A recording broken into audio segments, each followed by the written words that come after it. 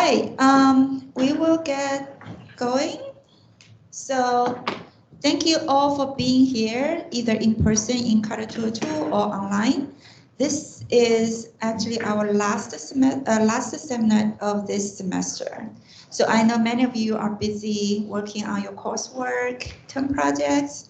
I hope you're doing well, and I hope you will get really good scores in your final exams.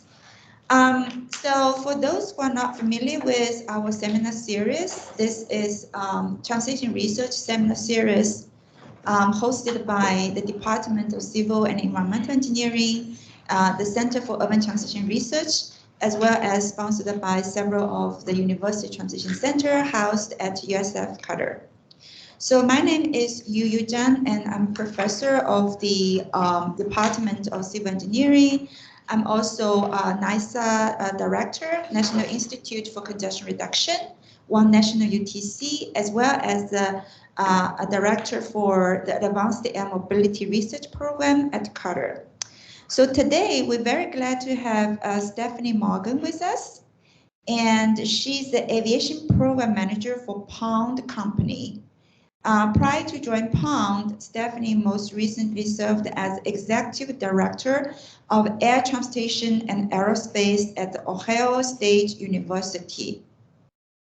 In her role, she provides guidance as a facilities accountable manager, while also being responsible for strategic plans and overall campus objectives.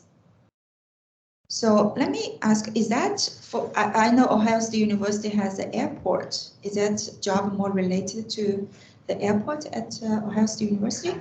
The Ohio State. Oh, the Ohio. The Ohio State. Yeah. Okay. All right. I'll tell you more about it. Great, great. I think I have second part of her bio. So Stephanie has in-depth knowledge of FAA advisory circulars, including Part 139 Airport, FBO owned, Part 141 Flight Department, Part 145 Maintenance. For those that are not familiar, I believe Stephanie will give you a little bit introduction about what are those. Those different basically define different types of the airports or a function space at the airport, etc., etc. Okay, so and now she's also into the aerospace research and AAM, which is advanced air mobility development, provides future owners with the in the air and on the ground experience. While with the Ohio State University, she was responsible for over 80 million, or it's about the how much funding size that you support. Yeah. It's cut off. Okay. Anyway, so it's a it's a lot of money that she was overseeing before joining the Pound. So today she will bring us. She promised it would be very fun, very interesting. It's gonna be fun, y'all. I know you had a really hard semester, right? Just towards the end, the holidays are coming. Okay, now let's make it fun for you. Okay, I'll give floor to Stephanie, and please join me to welcome her. Thank you. I appreciate it. How do I advance the slides? We do not have a clip. Okay, so I just do this. Okay, I got it. Got it. All right. Thank you all. Can you hear me? I guess I have to do this for the folks online, right? Yeah. Okay. All right. So I've got some very exciting information about ponds. So pond engineering. How many people have heard about ponds? Really? Awesome. Yeah, That's I've great. worked with it before. You have. Did you know, fun fact, because I have to make sure that I say this, because there's an individual I work with, his name is Tony, and he said that 1987 was his first master plan, campus master plan was here. So he was very excited. He's like, gotta make sure that I say that. So Pond has been with you all for a very long time. And we were very excited to be here representing. So engineering, I came aboard because they tapped me on, since I went to the Ohio State and ran their campus. Part of the campus is the airport, and then also aerospace, flight education, and maintenance side of it. So they tapped me on a project in Middle Georgia that they have a flight school and they needed a maintenance hangar, and I was very excited about it. So I was able to give some expertise, and we're working on that particular project. So I was really happy about that. So thank you for having me here. So airports. How many people have never flown on an airplane? Everybody has? Okay, super nice. So everybody's been to an airport, right? Okay, great. So in our industry, when you've seen one airport, you've only seen one airport. And what does that mean? Every airport that you see is different. Their focus is different. The community is different. You might have one airport that has advanced air mobility. Another one has cargo as a focus. Another one's just small airport that has a general aviation, has a little prop ones, right? Another one might be very commercial oriented. Atlanta's a different animal, right? Tampa's growing, we're all growing, but that's what it is. When you've seen one airport, you've seen one. And I hope to take this time for you to look and listen and learn, and maybe in the very end, you'll maybe appreciate airports a little bit more. Yeah. Good. We're gonna go to slide 3. Yeah, because I'm not sure what slide 2 looks like. Okay, so there you go. So FAA, airports, look at those acronyms, right? It's a alphabet soup.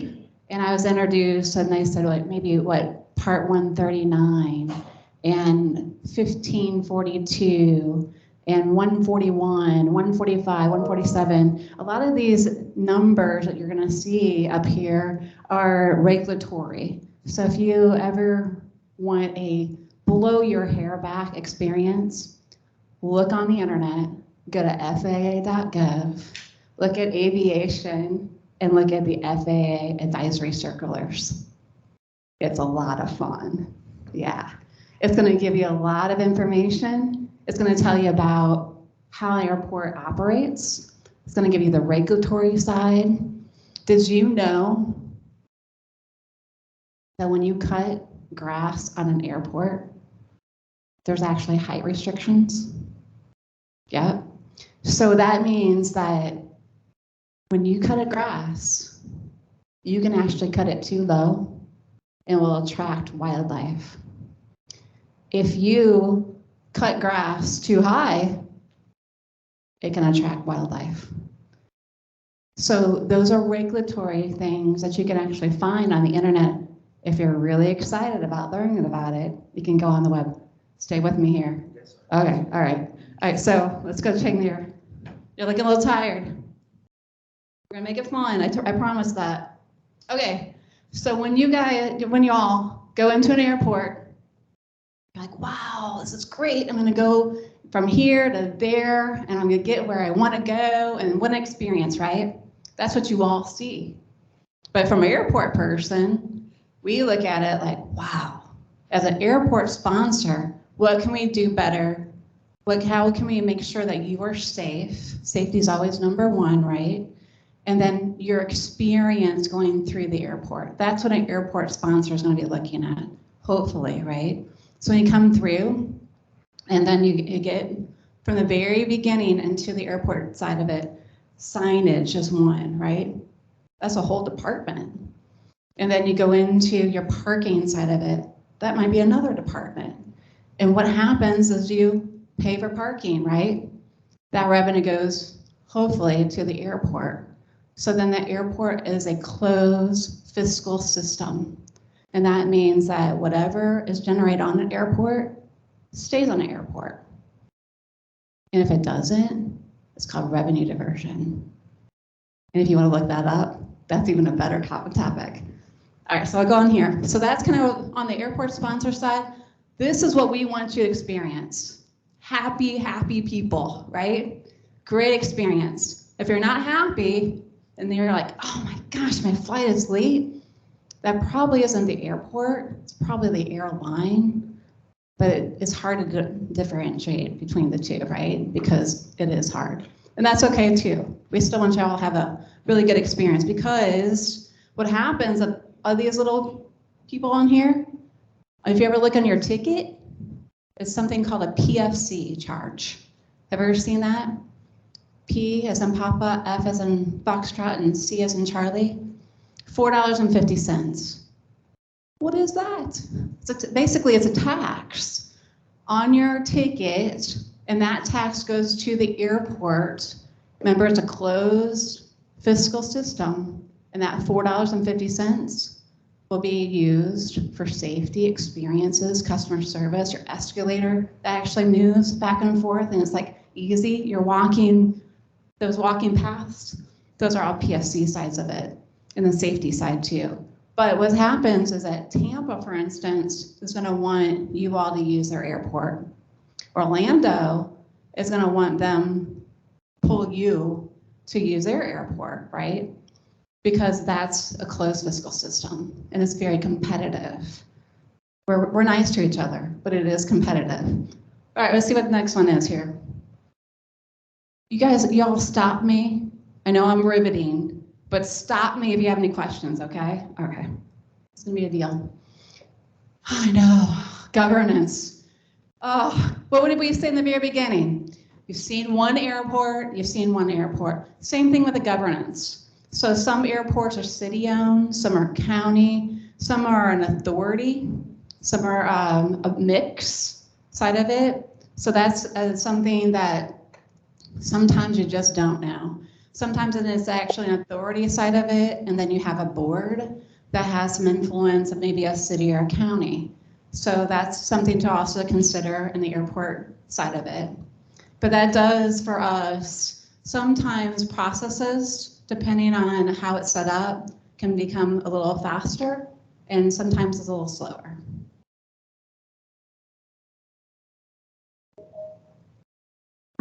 Functions and role, airport staff.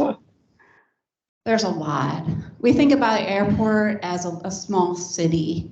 So if you all think of that as maybe engineers, there's probably a job for you at the airport side of it.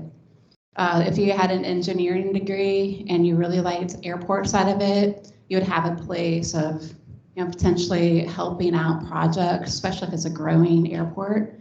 If you love to purchase stuff, it's going to be procurement. If you love the marketing side, because you guys are going to be so riveting, I've got some marketing stuff here.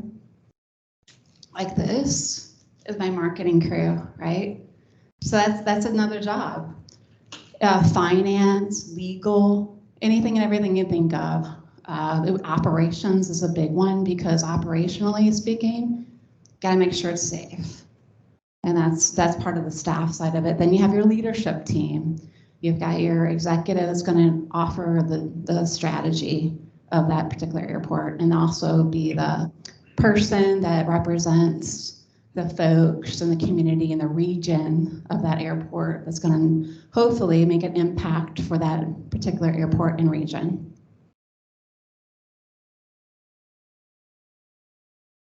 We talked about closed fiscal system, revenue for an airport, obviously, to be able to have what a customer experience, we have to generate some type of revenue, right? And the difference between the airports themselves would be general aviation.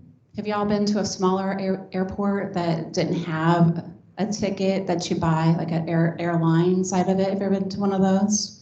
Maybe? No? Okay, so everybody, every time you've been to an airport, you're getting on a flight with a ticket. Okay, okay. There's other airports that that's not the case. That you might be a private pilot, like myself, and you have an aircraft and you fly back and forth, or you're doing flight training, or you might be a business person that says, I don't want to buy a ticket. I don't really want to go through that TSA. I'm going to go and buy my own ticket on a private, no worries, on a private aircraft. So that might be a different type of airport right there, right? So on that, it's called a general aviation airport. Those airports every year receive $150,000 from the FAA, us, taxpayers. On the ones that you all buy a ticket, the commercial airports, every year, they receive $1 million if they have 10,000 employments, meaning 10,000 people get on an aircraft. Big difference on funding, right? So airports have to be really creative on revenue. If we want, as an airport, to have you all come back and have a good experience. Part of that would be exactly what we listed. Parking's one of them, concessions is another. Generally, airports are divided, concessions and parking would be very high, and hopefully it would be. So every time that you all park your car, thank you. And even when you use taxis or Ubers, generally they now have geofencing, and you'll see, if you look at your receipt, you'll see airport taxes, basically. And the airport will also receive that as well. So, thank you. So when you come in, eat, drink, stay. Okay, that's how we're gonna generate that revenue. Whether you like to hear it or not. A lot of terminology in airports. So this is an overview of an airport. And you can see right here, for instance, this would be your terminal, and here would be your jet bridges. See that? So if you're on the airplane, you would be taxiing here, potentially, depending on wind. So if you have the wind, you want to be departing in the wind, right? So if the wind's coming this way, we'd be departing this way, coming to the end, we'd be taking off in the wind, okay? So this is all called aeronautical because it touches the airplane. Non-aeronautical is we're not actually using the space or the runway itself or be able to use a runway. Those are different revenue sources, aeronautical versus non-aeronautical. If airports are lucky, they have a lot of land. If they have a lot of land, they may have deemed non-aeronautical versus aeronautical. And the aeronautical side of it, in a non-aeronautical, you would have leases. For instance, if you decided to build a hangar, then you have a land lease. And that's revenue for the airport itself. If it was off the airport itself, it's not aeronautical, then you might have another lease side of it, but it doesn't have to be aeronautical side of it. So it'd be determined on those types of leases would be a fair market value. So you have to make sure it's fair.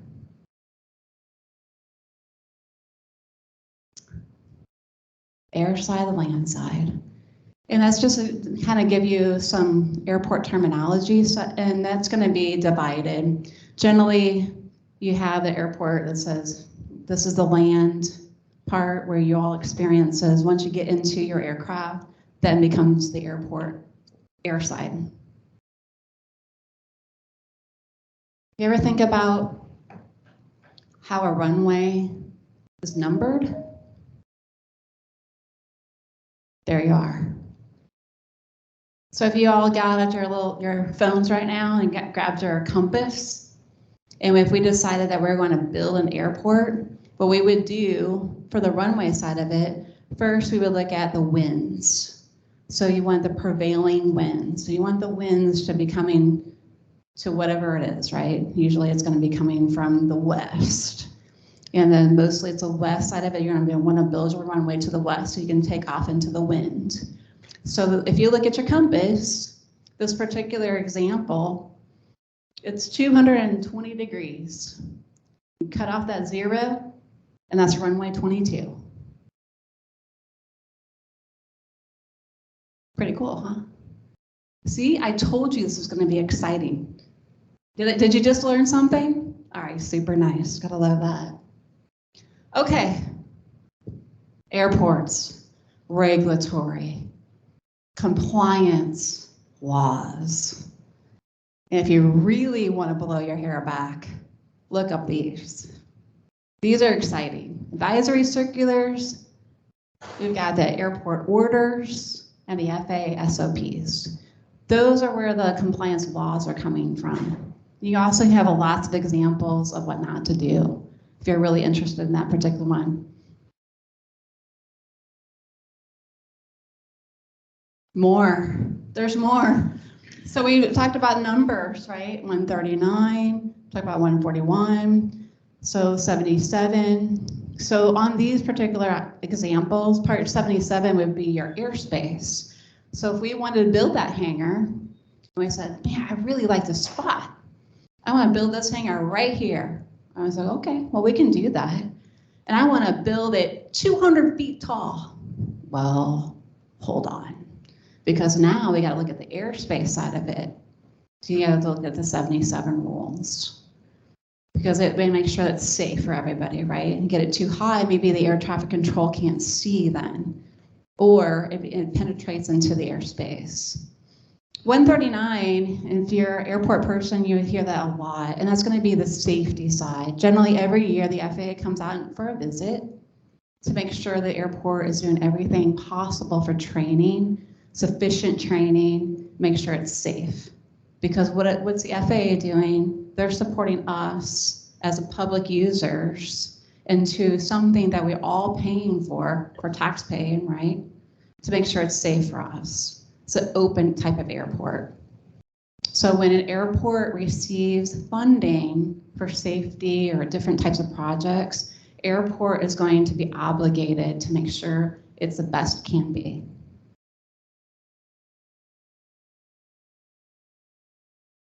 Grant assurances, that's what it's all about. So when an airport receives money, we are assuring that we're going to follow 39 grant assurances. And it's confusing, and it can be, but it is legally binding. For an example, if you all came to the airport and said, boy, I really like that space for that hangar. I want to build that. Okay, I can't do it 200 feet, but I can do 100, that's fine. But what I really like, the next door to me, is a little space here.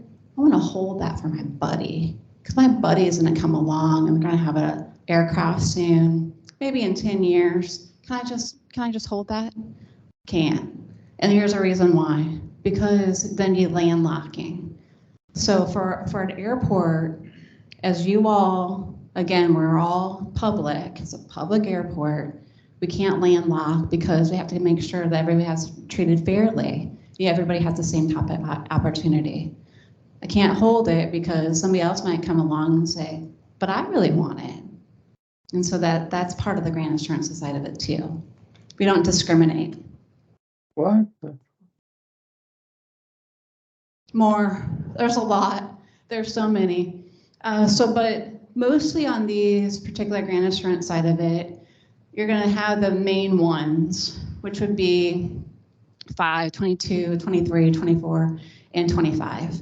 And those are gonna be generally the ones that are prevalent to an airport. Sometimes the airports can get into some binds on that. So it's important the airports understand exactly what they are accepting when they accept the money.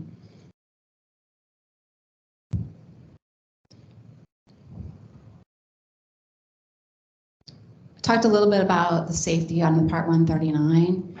And there's a lot to it. We talked about grass height, that's one of them. There's lighting. Here's a good example here. This would be the pavement management side of it. So this is your runway right here, parallel taxiway. So the pavement itself need to be safe, right? And not only the pavement needs to be safe, but the areas around this long runway here also need to be safe. Because if you can imagine you're landing on that runway, let's say you blew a tire out and you skipped along into the grass. So we skipped along to about here, into the grass, and there's a huge hole there. If there's a huge hole there, then maybe then I have a different issue. Then my aircraft might be going into a hole. But it makes sure it's safe in the safety area side of it. If I have something that happens to my aircraft and upon landing, and I happen to go into the safety area, this needs to be flat, no holes. And that's going to be a part of the inspection piece of it.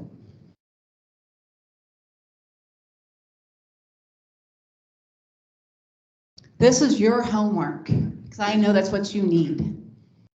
you're thinking, if I could just end this semester with some more homework, it would just be my highlight of my life, right?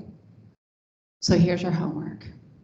You're obviously, this is your prerogative, but if you really loved airports, which I do, obviously in aviation, I'm a private pilot, instrument rated, love aviation, love airports, everything that has to do with it. I especially love the pathways that you all provide. So if you ever think, boy, could I actually think about maybe an opportunity in the aviation field, and y'all want to call me, call me. If there's maybe an opportunity, I would love to talk to you. If you're not interested, that's okay too. But hopefully that might be something that leave you as at least a thought of maybe there's potential here. Because not only is it aviation, but there's also things that also touch it, right? Advanced air mobility is a one. Aerospace, there's engines, right?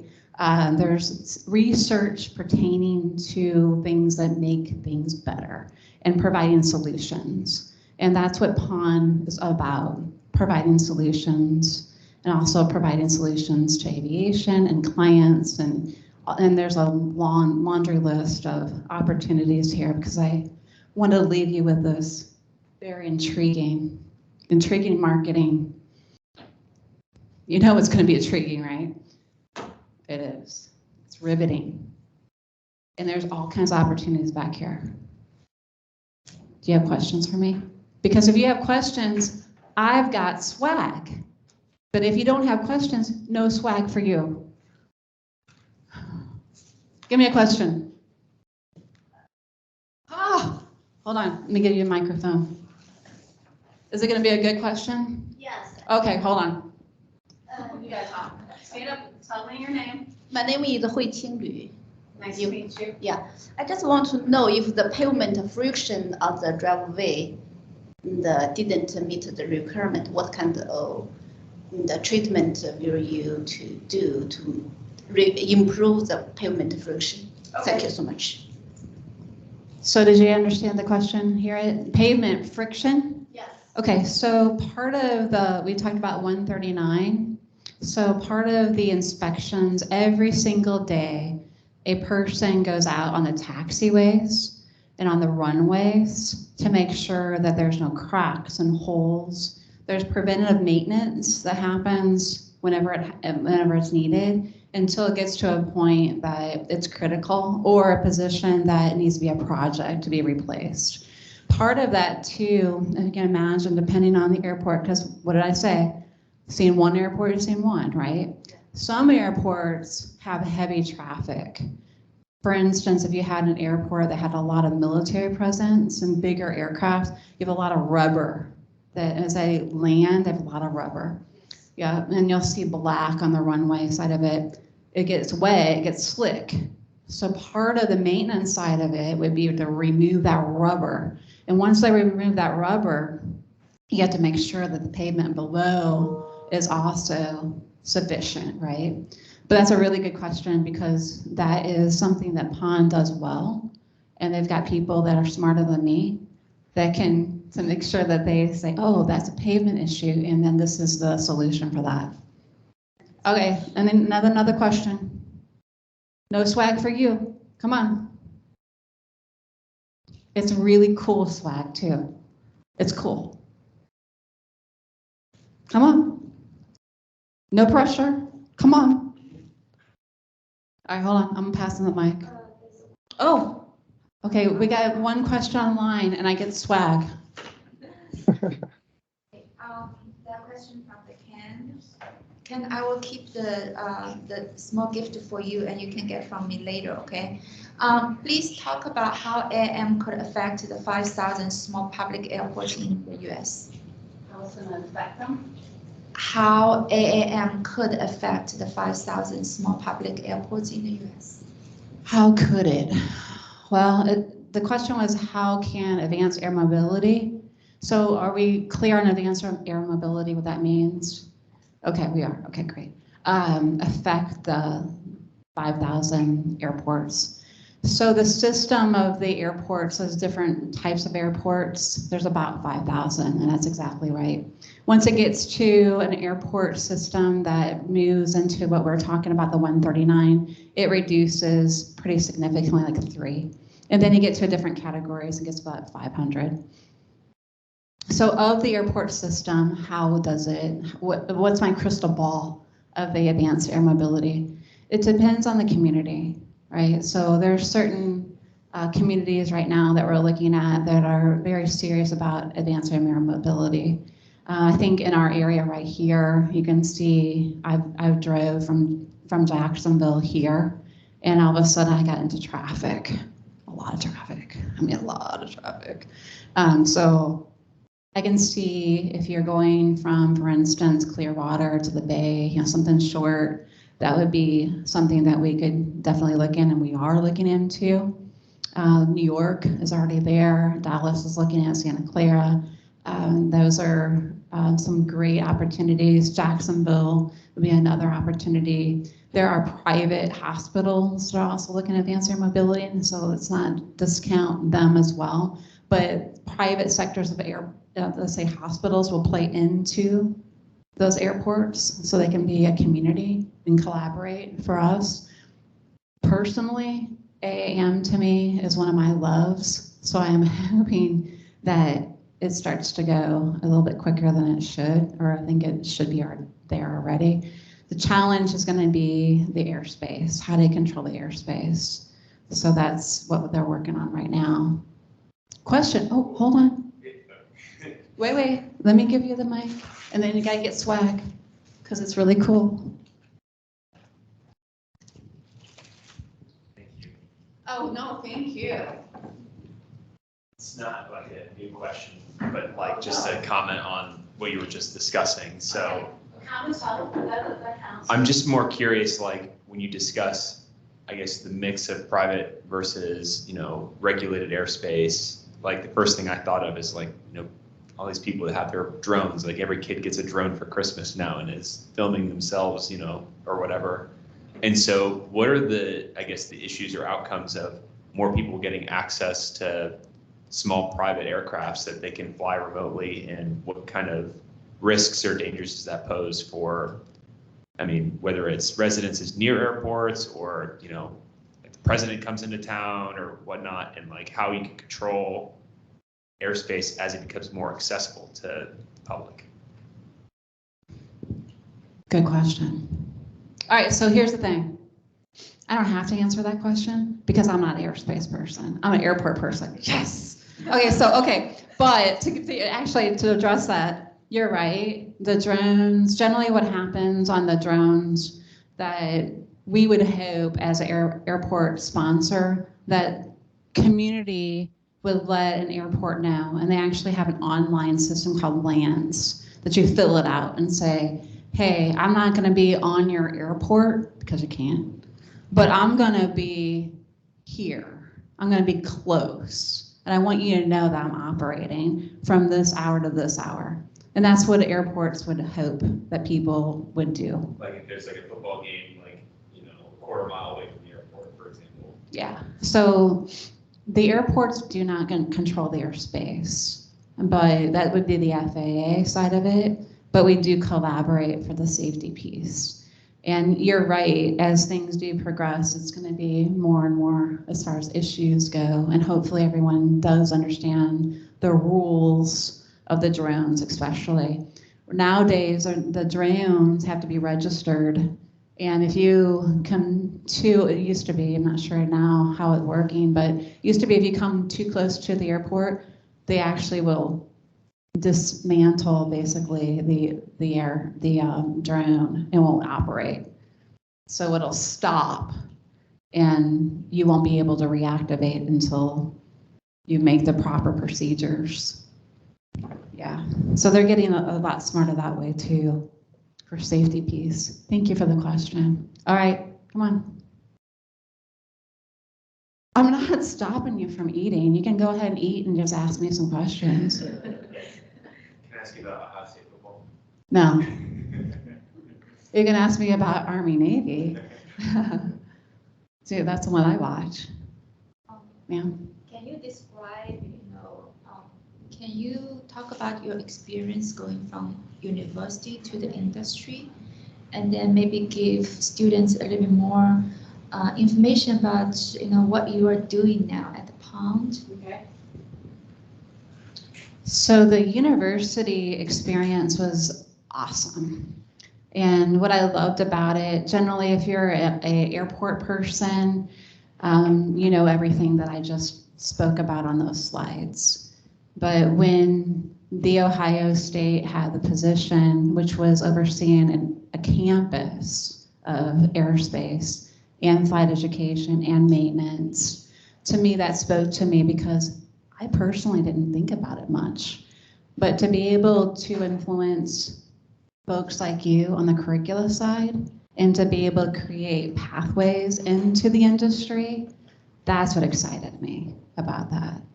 So most all of the students became my family and my children, because that's kind of how it goes. And I love that experience. Pond itself, I think I told you earlier, one of the reasons why I was interested more so because of their culture. I think they have a great culture. It's a learning opportunity, especially coming in. I like the idea of that they were focused on not only education, aviation, and then they asked me to be a part of a project that they were going after a university that had a flight education piece. They were building a new maintenance hangar. Boy, that was exciting to me. So we won that particular project. So I'm basically offering any kind of suggestions that I can. We're very early on that particular project. But it's I think everything you can always find is some kind of growth. There's always great people anywhere. Hopefully you can always find that. Tap into the mentorship programs, ask for help. Always, to me, it's always a good thing to come into a team and ask and not think that you know everything, because I know I don't. And it's okay to say those things too. I think people appreciate that. But it's been a really good experience. The airport itself is growing. It's dynamic. If you like something that's always different every day, that's the aviation piece. I'm not attracting y'all on the swag, am I? What you saw, you don't like it? I like it. See, he would have liked it. Come on. Yeah. Oh, cool. Okay, well, swag.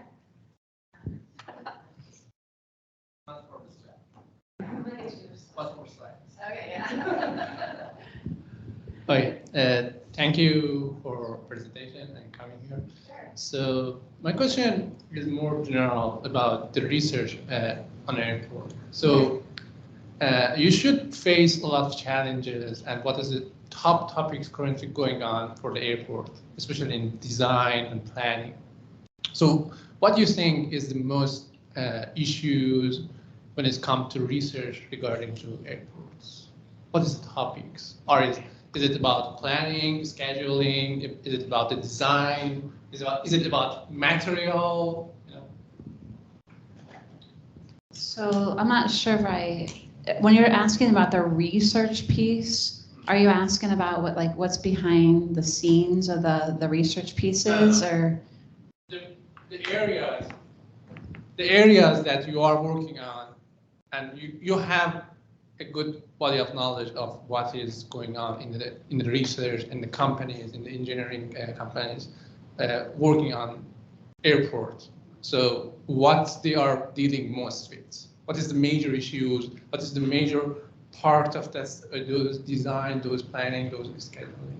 And what can we improve as a student and researcher in the future? Okay, I got that. I love that question. Not that your other questions weren't great, okay. So I think keeping up with the technology is going to be one, and there's going to be a balance of safety, innovation, because we all want to be the first airport, right? We all want to be the first at 8 a.m. But then you have the sustainability piece, and then you have an environmental piece, and then you throw in the safety, and then funding. And it depends on the airport, because of what we learned. You see in one airport, you see in one, right? Some airports have more funding to be able to have more research and to be able to tap into consultants and be able to have that type of expertise on staff, and other ones don't. So I think as an airport, and especially a lot of airports that you see were built in the war. So if you look at most all of them, they were built in a time of the first wars, and the United States built them for flight training. So they are old. And what happened after the war, that most and many airports then were gifted basically back to the community. But what did they say? That you can have these, but you have to be good stewards of them, right? And that's where the grant assurance came into effect. So that's part of it, is that they've got very old infrastructure. And as we grow up, and then now that a lot of the cities are growing and utilizing the airports in a way that they've never been used before, how do you leverage what's happening today into an older infrastructure? I see that's a lot of the challenges too. What's your favorite airport to fly out? Are you asking my favorite airport to fly out as a passenger? Well, I haven't seen them all, so there's a lot on my list, that's for sure. Boy, it's gonna be hard. Yeah, Tampa's awesome. Jacksonville's awesome. Fort Lauderdale's got it going on, that's for sure. Clearwater's great. Florida's got some great opportunities for sure. Miami is huge, right? Orlando's got Mickey Mouse. I mean, how can you not love that one? Then you've got, let's see, I don't know that I have a favorite, y'all. I mean, I love airports. So Austin is a great example of a growth that, especially after COVID, if you haven't been there, it's a fun city. San Antonio, even Colorado Springs. Have y'all been there? Oh, wow, that's fun. Denver's growing like mad. Seattle is amazing. Spokane, California's, a lot of the California airports. Now you got me started. I hate to leave one out, right? So yeah, there's a lot of the great ones to see.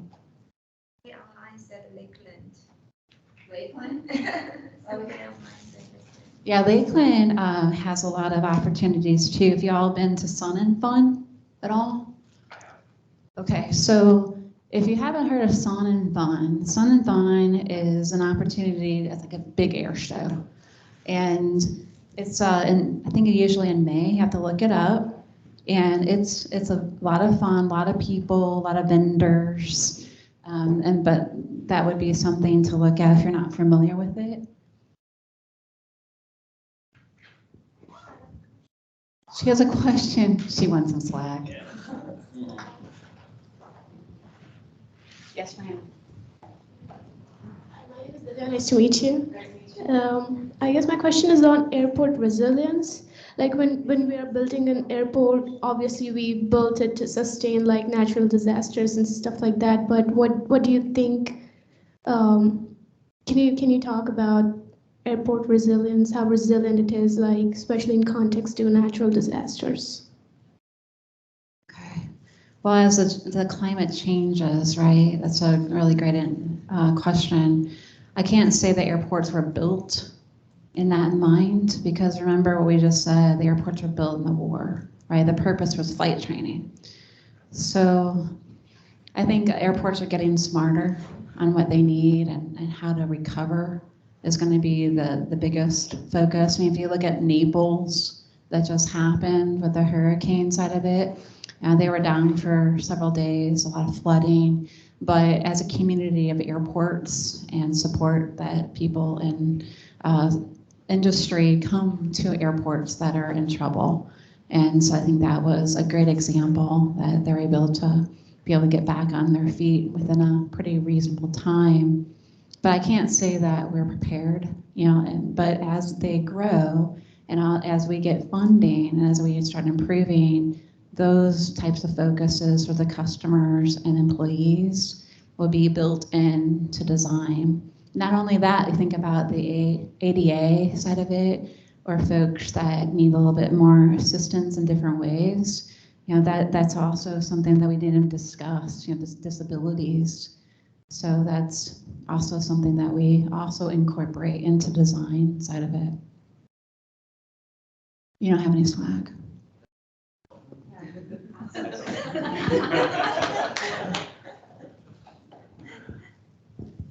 For example, how do you think that Tampa International Airport can be improved?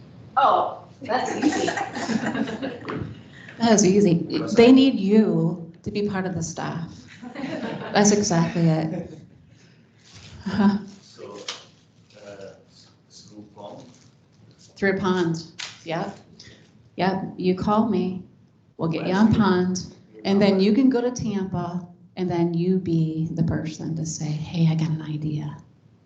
We'll be solving solutions together. Yeah, but your number isn't. Oh, that was intentional. I'll get it to you. One thing about this, so you're stating that. Hold on. Let me get you your mic. He's already on vacation. No. So here you're saying that 85% of your clients are repeated. Clients. So is it a good thing? It's a great thing. I mean, it shows that your company is really dependent on the certain type of clients. So what will happen if your clients change their mind? I don't know. How I read that. So he's commenting on the back is a good point. 85% repeat clients. So what that says to me is that we build the relationships and we produce what the client wants, likes, collaborative, and they come back to us. Because you know what it is? There's a lot. I'm not gonna get another one, are you? You can have another one, that's fine. There's a lot of competition, right? So, I mean, I'm not gonna be the only company to talk to you and think about ideas, but I can tell you, we're the best. You're the best. Pond.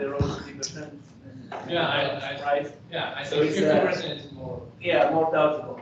85% is more. I think. 85 is good? Yeah, 85, that's been good. They're still growing, bringing new customers, but if they say only 50%, that's mean only 50% they go back to their business. He's gonna come on the pond. I'm recruiting him.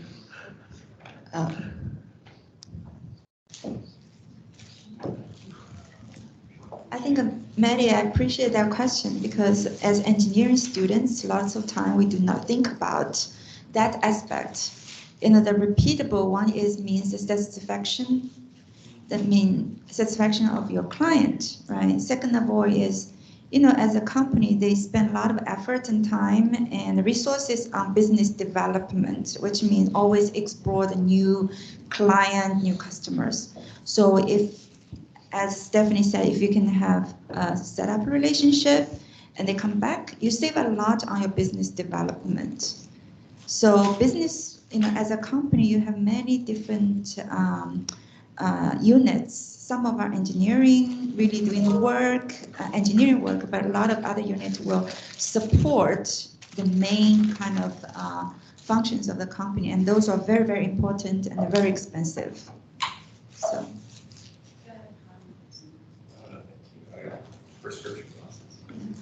I know Stephanie is busy distributing the gifts from Pound, but I also have a question.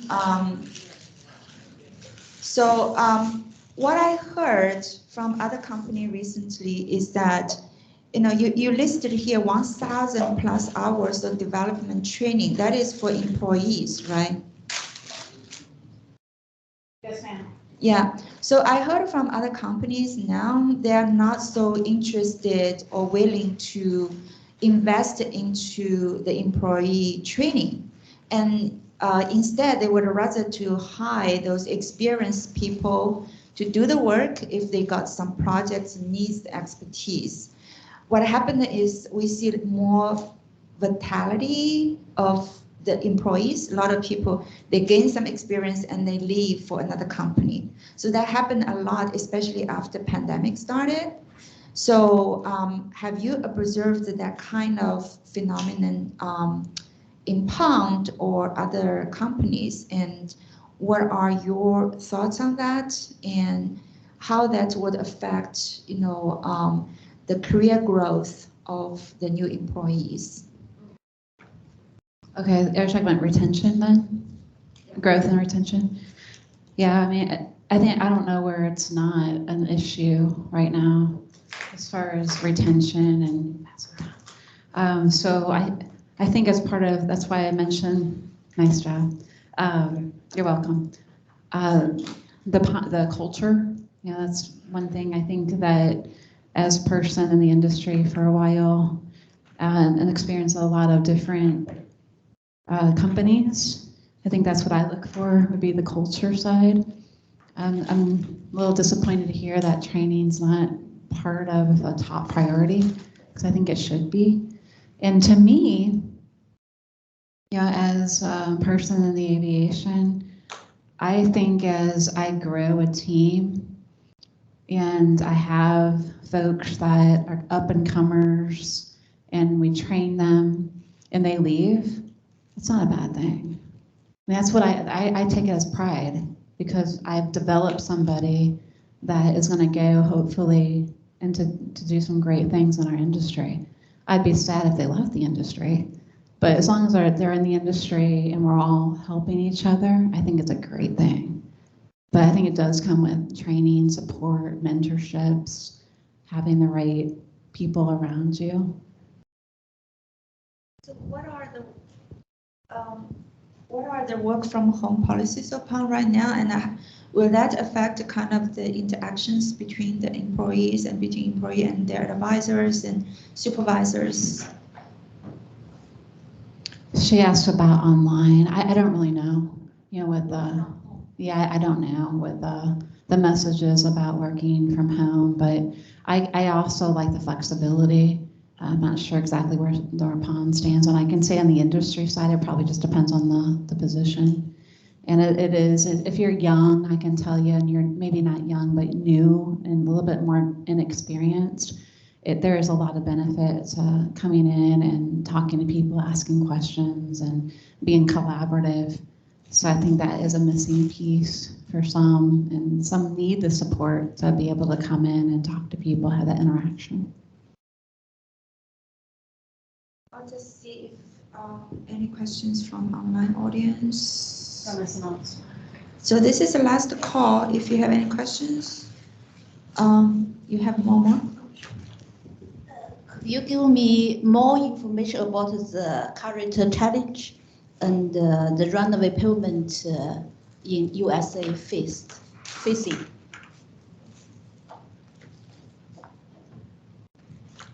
Pavement, the runway pavement, the challenge. The runway challenges? Yeah, pavement.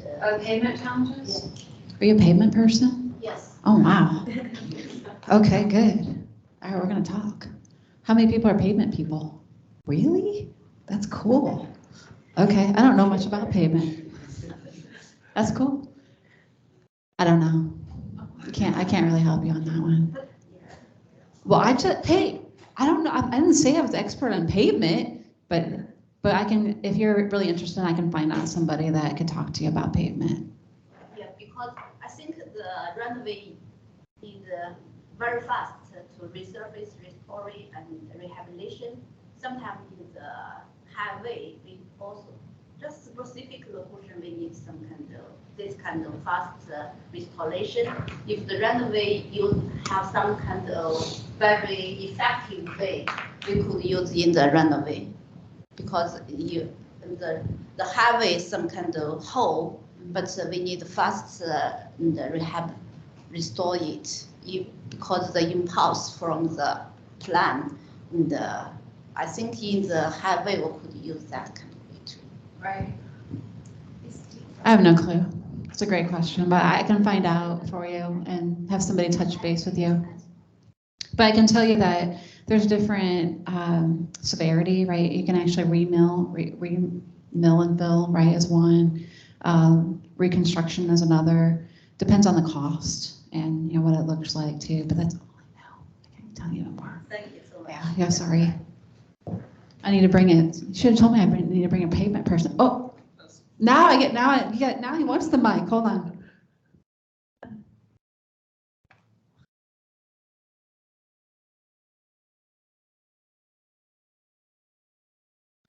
No.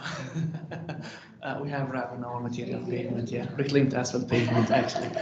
So you said when you're checking the master plan, have you ever seen any master plan for a big airport that's taking consideration like for the advanced air mobility with them, like for the horizon 2050? I don't know what's the horizon they planning for, but do they consider like small airport or private air mobility for other people?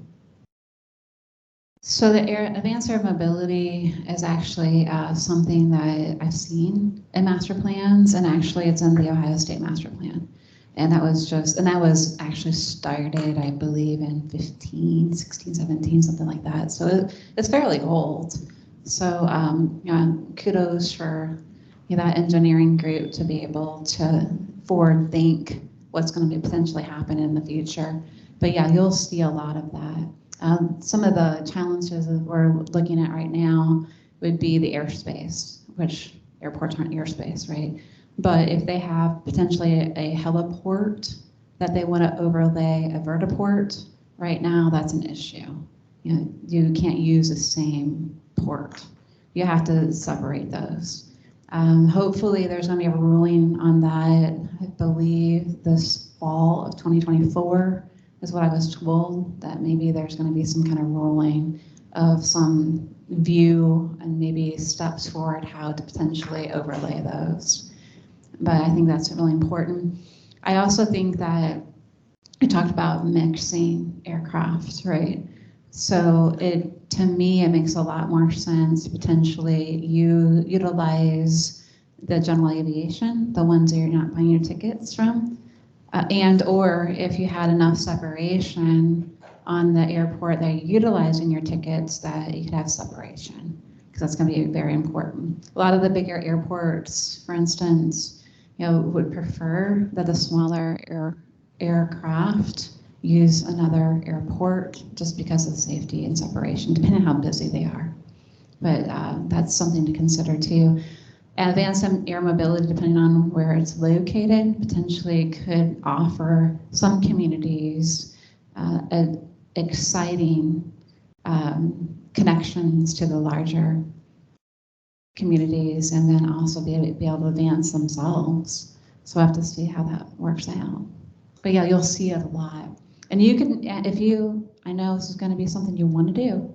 If you Google or use the internet on master plan, just check out whatever airport you're thinking about. Let's say it's Naples Airport, and if you go Naples master plan, you most likely will find it. Or any airport, Tampa, whatever airport that you're looking at or you're familiar with, you can find their master plan. So it's generally it is a public document. Yeah, it's fun. Yeah, you're welcome. And you'll see in the master plan, there's one section that's called an ALP, which is the Airport Layout Plan. And that is a document that the FAA actually touches and approves too, including their forecasts. So there's certain aspects of that master plan would be FAA touched. And generally it's a 20-year is a master plan. 20 years, yeah. And generally an airport will look. You are talking about the pavement and how much it would last. What I don't know exactly what the master plan refers to. Oh. Yes. Let me back up. All right, so a master plan would be the foundation of an airport. So the pavement design? No, it's going to include it. So it's going to be, it'll have the overview. Let me see if I can show you real quick. Go back. It'll have an overview of what the current airport looks like. And then it'll fill in, for instance, this is okay, but you'll have the current overview, right? And then it might carve out, let's say this area here, it'll say future development. So it'll show you what you currently have, and then also your future, and it'll say the next 20 years. Now, if you go into that master plan, you can get down deeper into it to look at the forecast, what they're projecting, how the pavement looks, because what you're going to utilize that master plan for is funding, right? So your project's coming up too.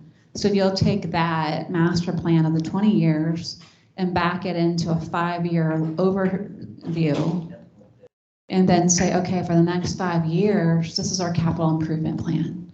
And then you will look at certain projects potentially to look at that master plan. If you like it and you said yes to that and say, okay, this is what we want to do. And for instance, the master plan could have an alternative in it that says, since you are growing so much, what we think you all should do is extend this runway. Because if you extend that runway, you'll be able to accommodate bigger aircraft. So if that's what it says in that master plan, then the next 5 years with us as airport people and sponsors and consultants, then what we would do is say, okay, for us to achieve a runway extension, what we need to look at to support a runway extension, which means more flight operations, do we have enough fuel, right? Then are these taxi lanes right? Because we have to support it. If we're going to do that, is a terminal the right size? Do we need more jet bridges? You know, do we have enough space for all these passengers that are projected to come out? That's what a master plan looks like. It's the whole plan of moving forward. And then inside of that, then you all, your professional pavement people, come in and say, okay, we got to look at this pavement because the operations are increasing. And right now, the pavement that we have as far as our survey looks okay, but projected in 5 years, we got to do some serious work. And that's the case. The sponsor come back and say, where's the money, right? We got to make this into a project. And then you got to call consultants like us and say, okay, we need help, and this is what we're going to do. And we all work together as a team to make that happen. But the focus is going to be for the safety of the customers and also for growth potentially, or right sizing, right? That makes sense? Yeah, sorry about that. I should have started there. Okay, I think we are already 5 minutes past 1, so we have to stop here. But Stephanie actually showed us the homework. So if you're really interested in airport operation, you can easily find the airport master plan. Just search airport master plan, you will find a document. Like Tampa International Airport just had one, Miami, you can find, and you can quickly go through those sections to see what have been included. And then specifically you can search for pavement, then you will see what kind of jobs, tasks actually could be available there. So, all right, so we have to stop now, and I think we really enjoyed Stephanie's presentation. It's very, interactive. I like your way of pushing the students to ask the questions. So everybody could be, really participate in the presentation. And as I said, this is the last one, but we will resume it at the beginning of the next semester. So we will have, many different guest speakers from universities, from industry companies, from public agencies. And we also encourage, if you have any topics that you really want to share with your, folks, students, you can also let me know, and we can arrange that too. Okay. So let's give a big round of applause to Stephanie. Thank you so much for being here. And thank those who attended online. Wish everybody the best for the end of semester, and we'll see you next semester, okay? All right, thank you so much.